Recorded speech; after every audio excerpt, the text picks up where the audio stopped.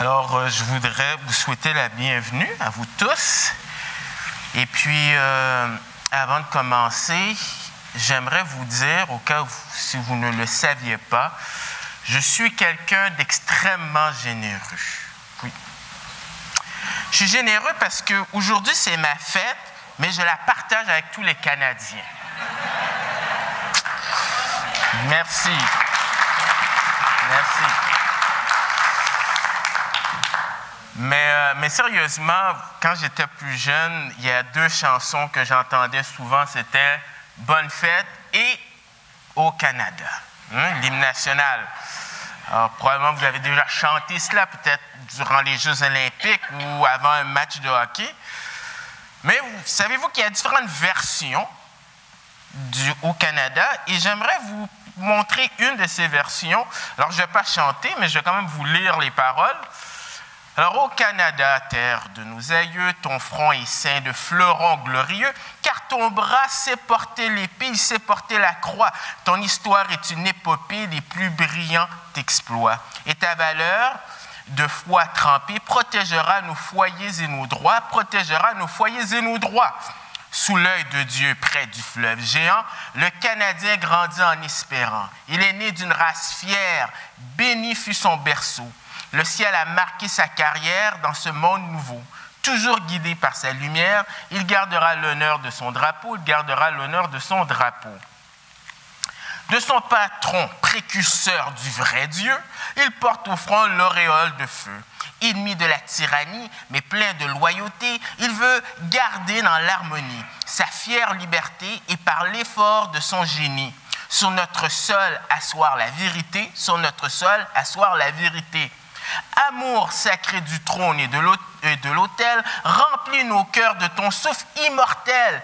Parmi les races étrangères, notre guide est la loi.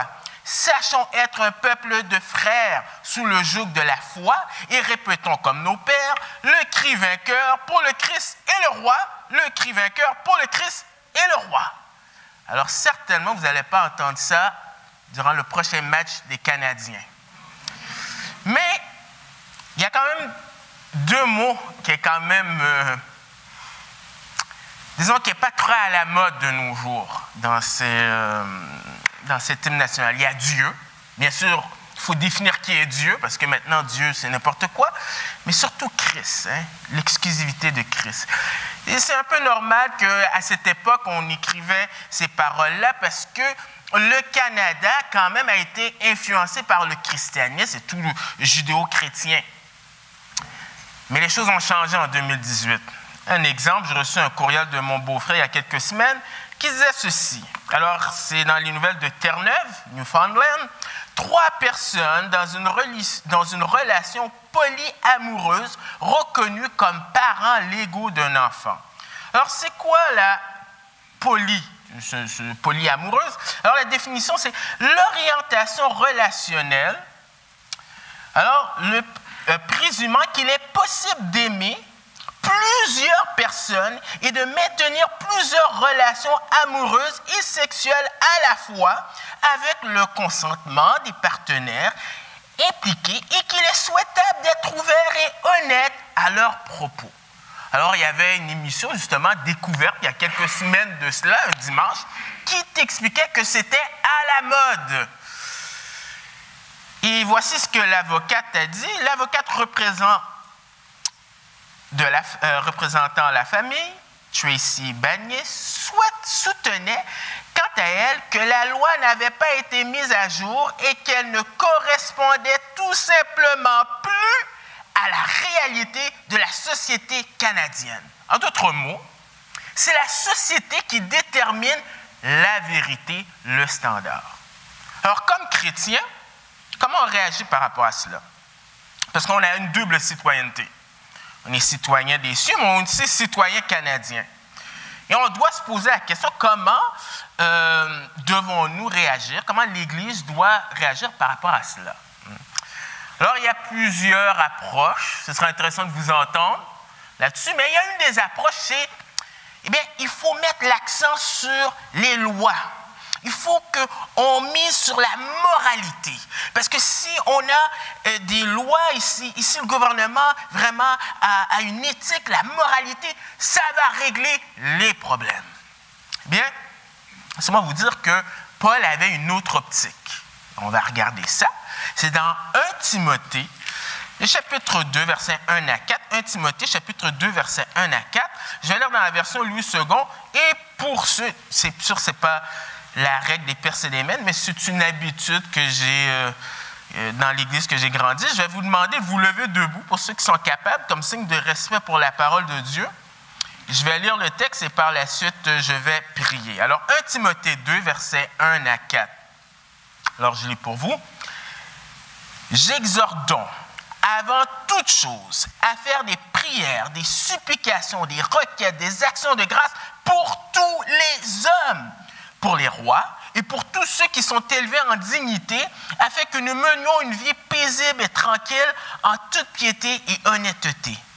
Cela est bon et agréable devant Dieu notre Sauveur, qui veut que tous les hommes soient sauvés et parviennent à la connaissance de la vérité. » Seigneur, c'est ta parole. C'est ta parole qui convainc, c'est ta parole qui transforme. Et de grâce, on a tellement besoin de toi. Permets que cette parole puisse faire un effet dans nos vies pour que tu sois glorifié. On te demande ces choses-là dans le précieux nom de ton Fils Jésus. Amen. Merci pour vous asseoir. Alors, à la suite du texte, il par le fait que c'est le 1er juillet, alors j'ai décidé d'intituler mon message « Prier pour le salut des Canadiens ». Alors, on va avoir 3 aspects. Dans le verset, on va parler d'un appel à la prière. Au verset 2, on va parler de l'objet de cette prière. Et du verset 3 à 4, on va parler de la raison de cette prière-là. Mais c'est important de comprendre le contexte qui nous amène au chapitre 2. Alors, le contexte, c'est Paul qui écrit à son protégé Timothée, qui se trouve à Éphèse, qui est dans la Turquie, là même où M. Brownson est prisonnier. Et l'église d'Éphèse, c'est une église, si vous lisez le Nouveau Testament, elle est riche au niveau de l'héritage spirituel de cette église-là. Il y a eu des gens comme Apollos, Paul est resté 3 ans, il y a eu Jean, il y a eu Priscilla, Aquilas. Et pourtant, cette église se trouve à avoir des problèmes doctrinaux. Alors quand je vois ça, je me dis, ça nous ramène à la réalité. Souvent, on a cette image que dans l'Église, au début, l'Église primitive, tout était parfait. Mais ils avaient des problèmes comme nous aussi. Alors, quelques problèmes qui sont soulignés. Il y a des fables et des généalogies. Il y a une mauvaise utilisation de la loi, du verset 8 au verset 11. Et aussi, parmi les... Si tu peux... Ouais. Alors, il y a 2 individus, peut-être des responsables, qui prônent que la résurrection n'a pas eu lieu. Alors, on se trouve avec une église avec des problèmes. Et là, il faut que Timothée règle ces problèmes-là. Et dans cette épître, les épîtres pastoraux, eh bien, on met l'emphase sur l'ecclésiologie, c'est-à-dire l'étude de l'Église. Comment ça fonctionne une Église? Et si vous allez dans une librairie chrétienne, vous allez voir la section où est-ce qu'on parle de l'Église, il y a toujours des bouquins. Il peut en avoir de très bons, il y en a des moyens, et il y en a que ça ne vaut même pas la peine d'acheter. Mais qu'est-ce que Paul, lui, il propose comme solution? C'est la centralité de l'Évangile. Centré sur Christ, sur son œuvre et sur ce qu'il a fait. Et Paul sait de quoi il parle parce que ça a eu un impact dans sa vie.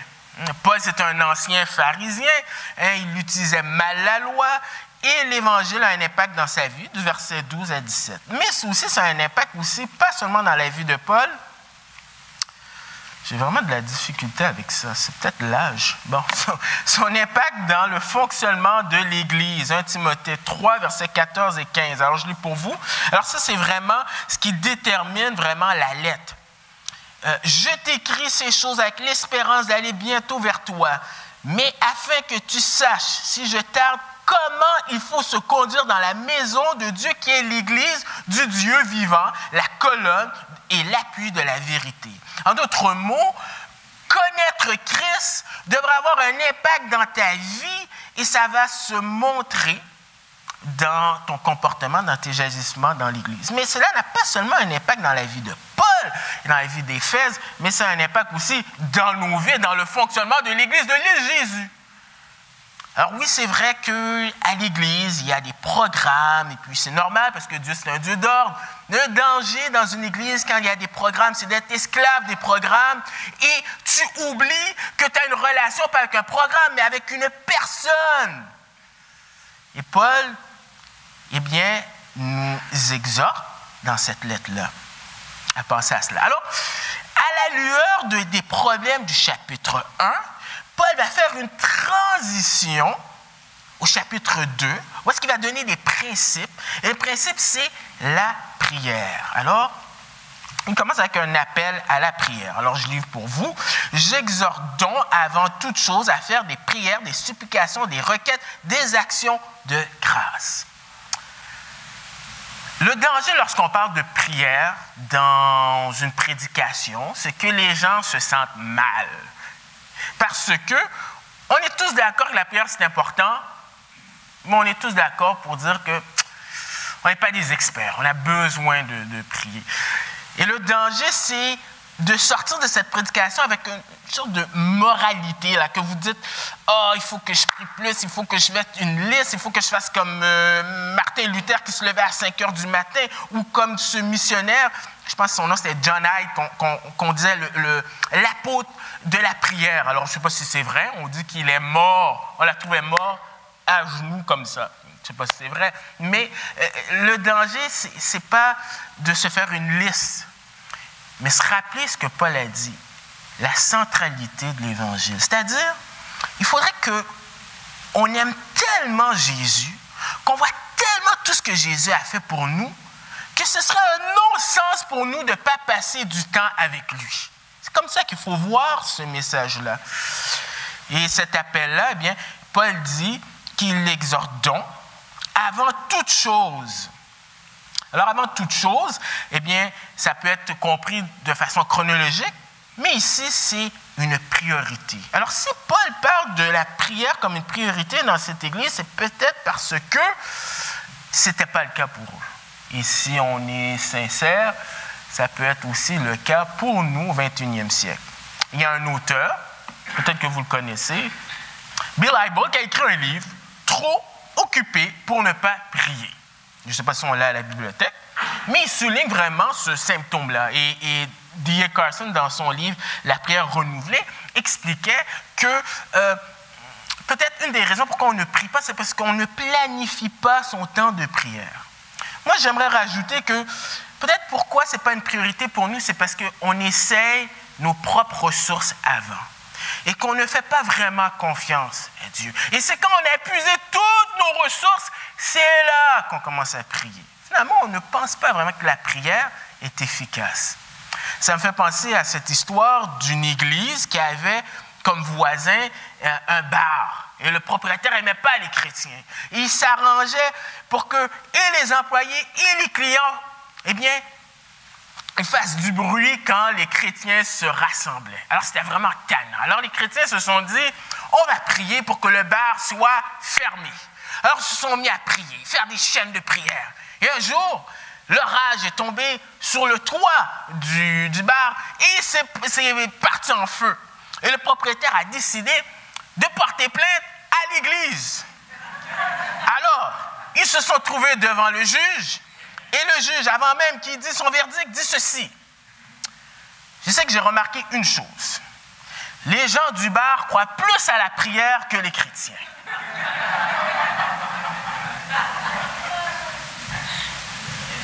Peut-être c'est vrai, il y a peut-être un fondement de vérité, mais pas juste pour ça, la priorité de la prière. C'est dans un contexte de salut. Et c'est une guerre spirituelle. 2 Corinthiens 4, versets 3 à 4 dit ceci. 2 Corinthiens 4, versets 3 à 4 dit ceci.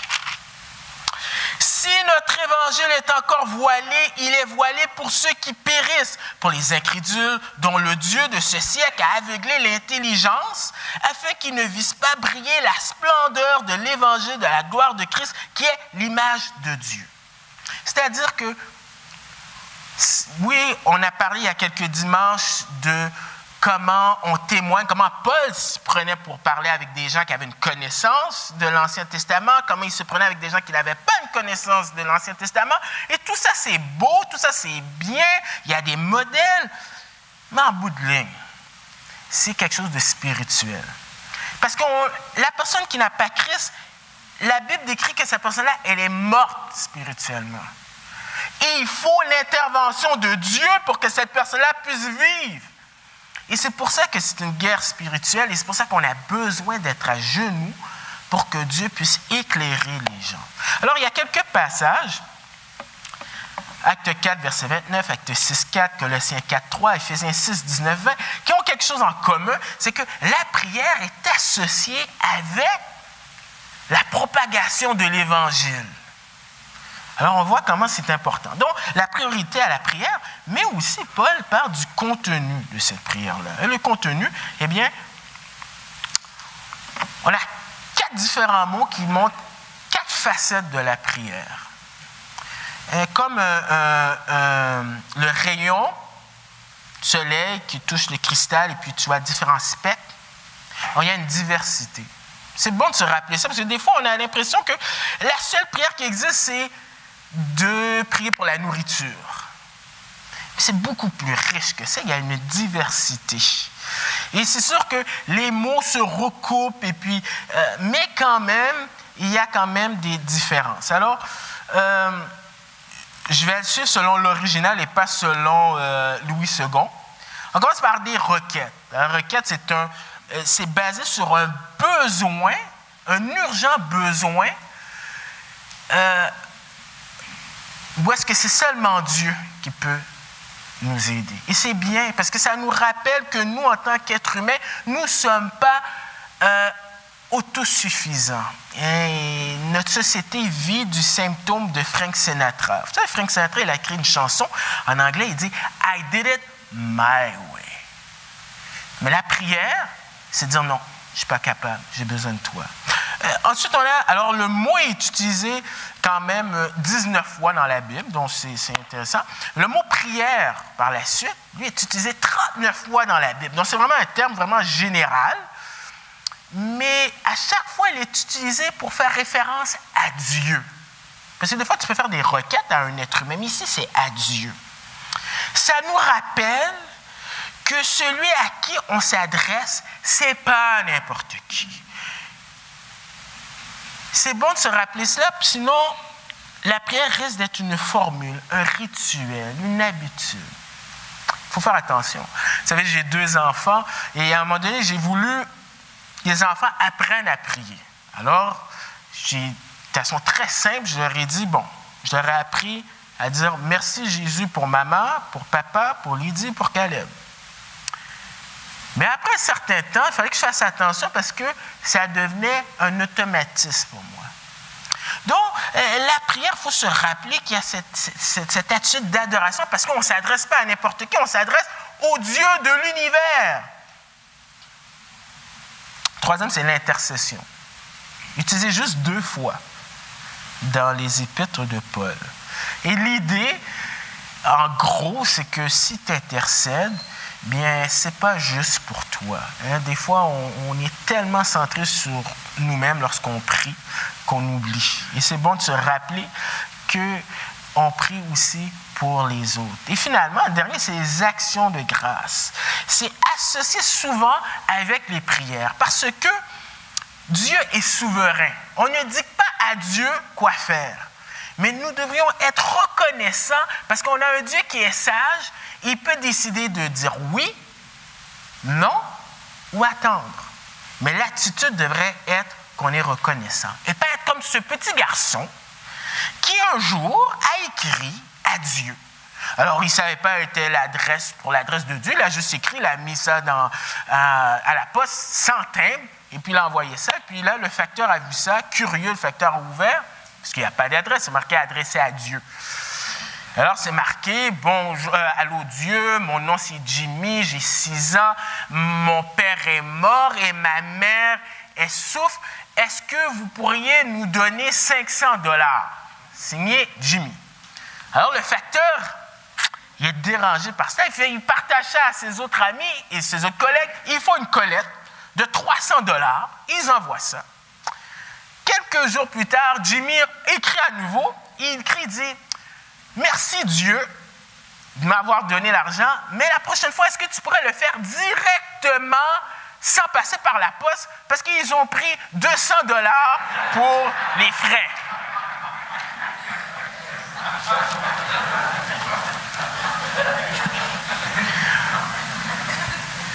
Hein, comme ça dans nos prières.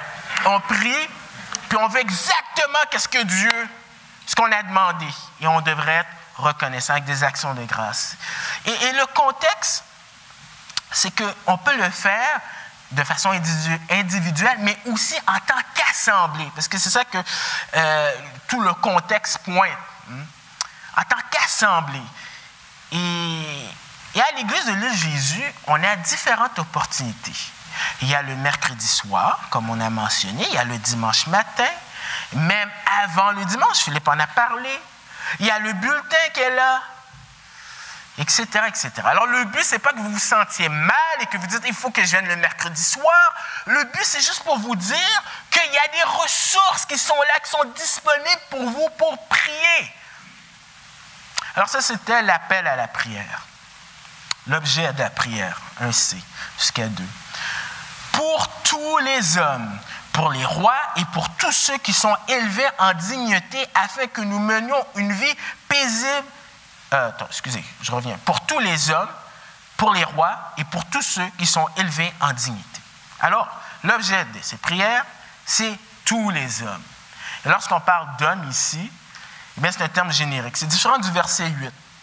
Verset 8, même si c'est écrit « je veux que les hommes prient », eh bien, dans le grec, ici, c'est vraiment, on parle des hommes, et puis plus tard, au verset 9, il y a toute la section sur le devoir des femmes. Mais ici, on pourrait traduire pour tous les humains, les êtres humains.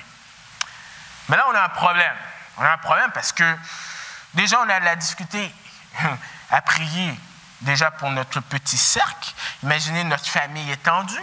Imaginez tous les gens de l'Église. Et imaginez, je ne sais pas combien il y a de personnes sur la Terre, peut-être 7 milliards, je ne sais pas.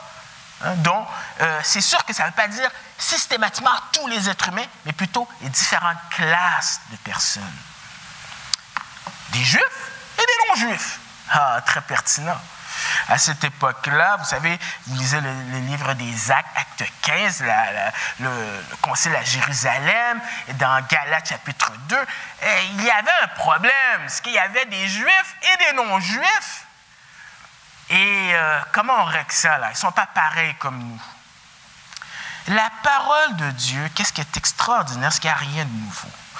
Présentement, en Amérique, on est en train de vivre quelque chose. La vague de l'immigration.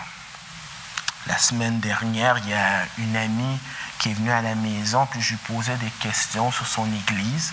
Moi, j'ai vécu dans l'est de Montréal, et puis elle va dans une église là-bas, à l'est de Montréal. Et à l'époque, dans l'est de Montréal, juste pour vous donner le contexte, notre famille, quand mon père est venu d'Haïti, il y avait juste 2 familles de Noirs. Là, ça a changé. Mais, et l'église qui était là, c'était une église 99,9% québécois de souche, blanc. Et quand je lui ai demandé comment ça allait à l'église, elle m'a dit l'église a changé. À l'église, maintenant, il y a des blancs, des noirs, hein, de tout partout. C'est toutes les nations. Là. Ça a changé maintenant. L'église ici aussi. C'est maintenant un phénomène que les immigrants qui viennent sont ouverts à l'Évangile. Ça ne veut pas dire qu'il ne faut pas témoigner aussi aux Québécois de souche, mais c'est un phénomène que les églises, un peu partout, maintenant, il y a cette diversité qui vient avec sa richesse, mais qui vient aussi avec ses défis. Et qu'est-ce qui est merveilleux? C'est que la parole de Dieu adresse cela. Alors, priez pour tous les hommes. Dans l'Église, il y a des juifs et des non-juifs, et dans notre Église, on a plusieurs personnes d'arrière-plan culturel. Mais aussi prier pour des croyants et des non-croyants aussi. Parce que c'est très facile de prier juste pour notre petit cercle. Et qu'est-ce que Paul fait? C'est qu'il veut élargir notre horizon. Donc, prier pour des croyants et des non-croyants. Mais spécifiquement pour le gouvernement.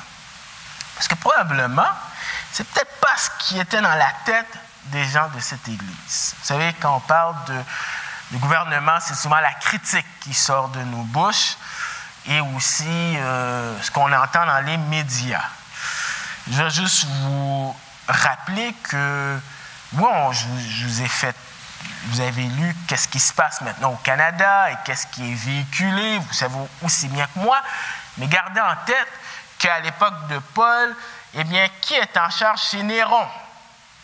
Néron, c'était un personnage qu'on nous dit qui a tué sa mère, qui a battu sa femme qui était enceinte, qui tuera, hein, qui va tuer Paul, plusieurs chrétiens, il les a brûlés.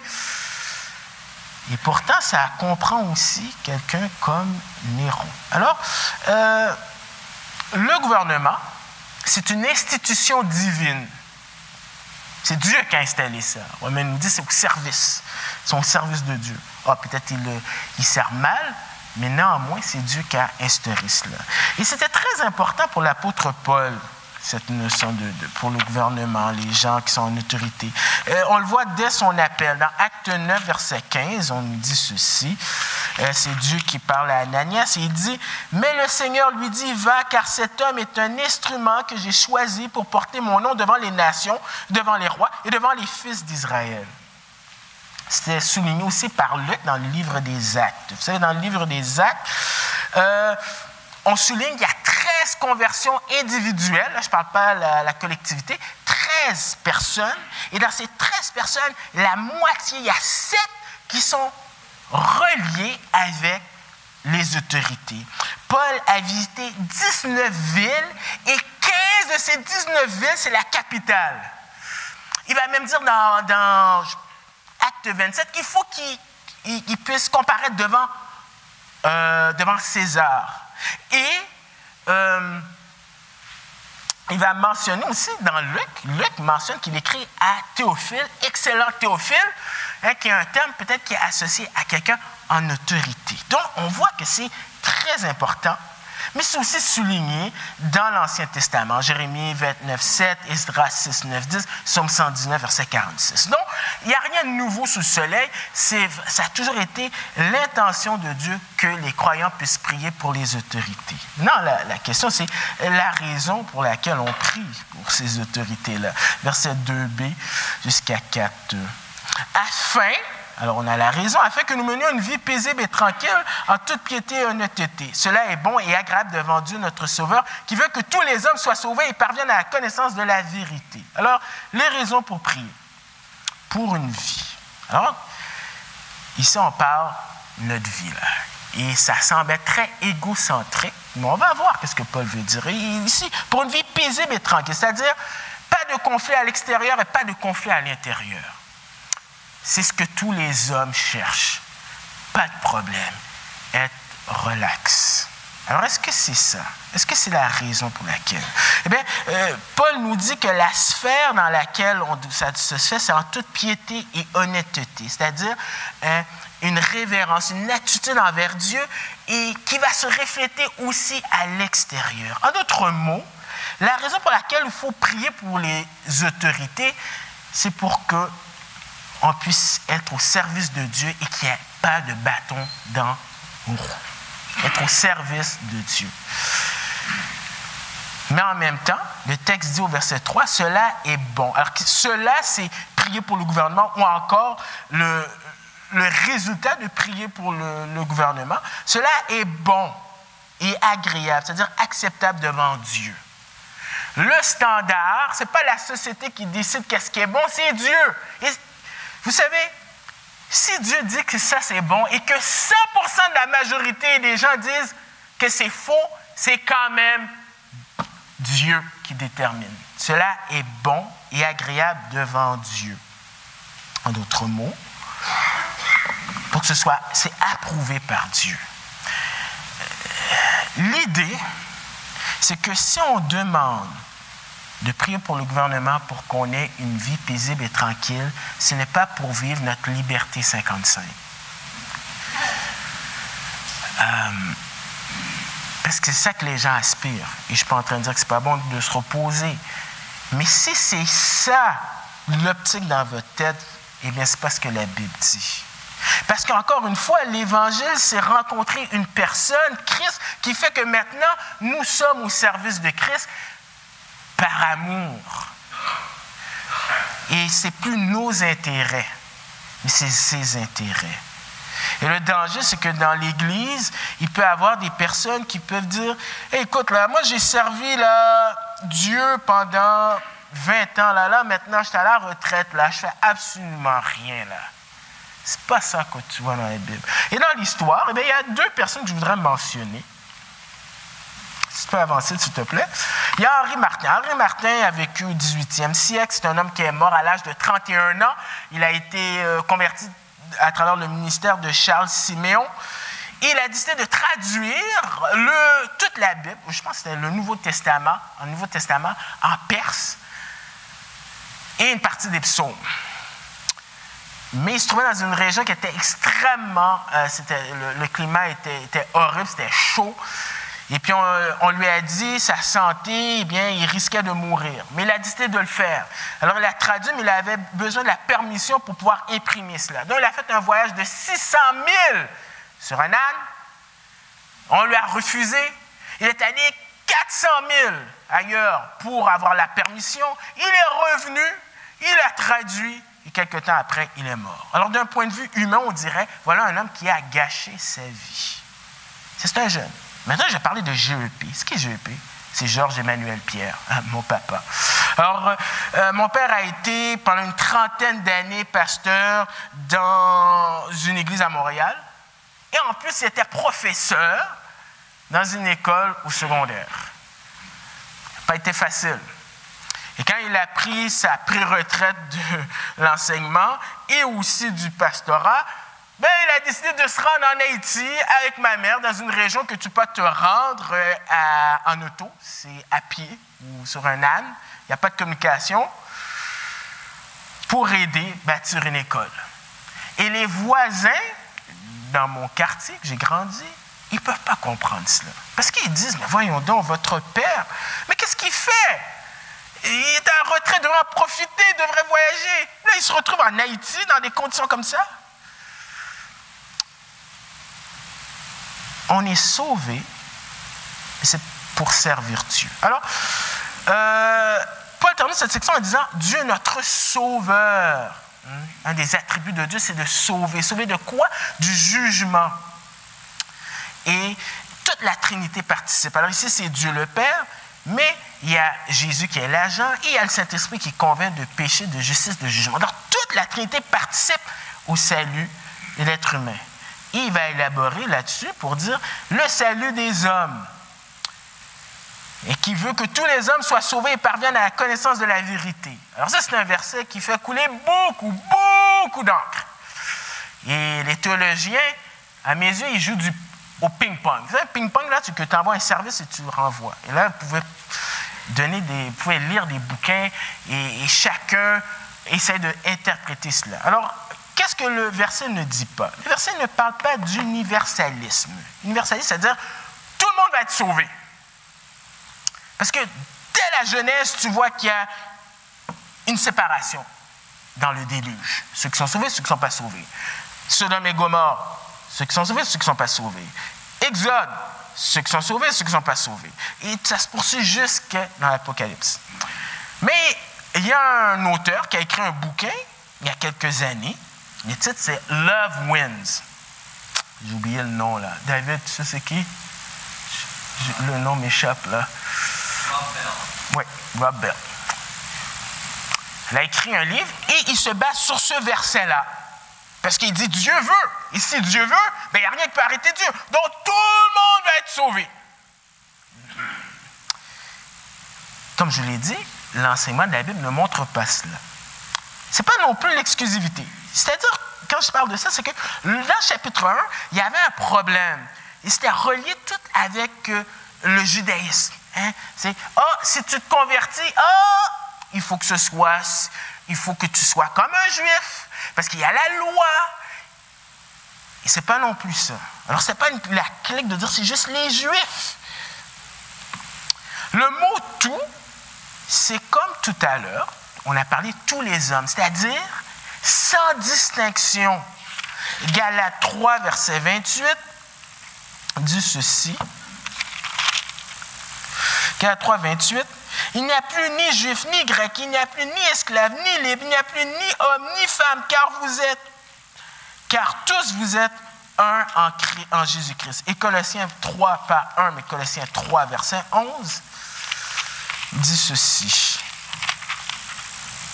Il n'y a ici ni grec, ni juif, ni circoncis, ni incirconcis, ni barbare, ni chite, ni esclave, ni libre, mais Christ est tout et en tous. Alors,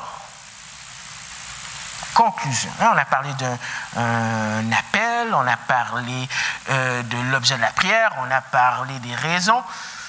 Mais la conclusion, j'aimerais le faire un peu comme un casse-tête. Vous savez, un casse-tête, là, on commence par les petits coins, puis pour comprendre qu'est-ce que Paul, finalement, il veut nous dire dans ces 4 versets-là. Bien, la première, c'est évident, il faut prier pour les autorités fédérales, provinciales, municipales, etc. Ça implique quoi? Ça implique que si tu commences à prier pour ces autorités, c'est que quand tu vas parler du gouvernement, tu ne vas pas commencer à critiquer. Non, est-ce que ça veut dire qu'on approuve qu'est-ce que les gens font? Non. Mais il ne faut pas tomber dans le piège de pouvoir dire des choses mal.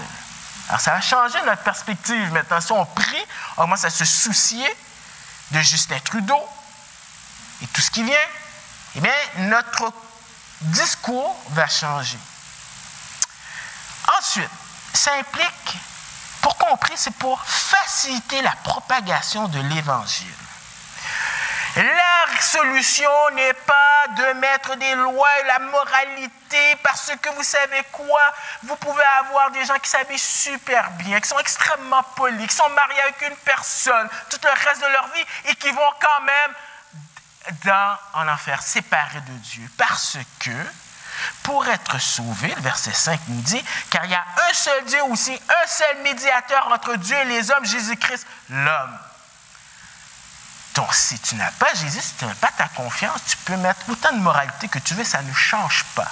C'est l'Évangile qui transforme un individu, dont l'accent devrait être mis sur la propagation de l'Évangile et qu'on puisse avoir cette liberté. Et finalement, le dernier casse-tête, pour comprendre un exemple, eh bien, la Russie.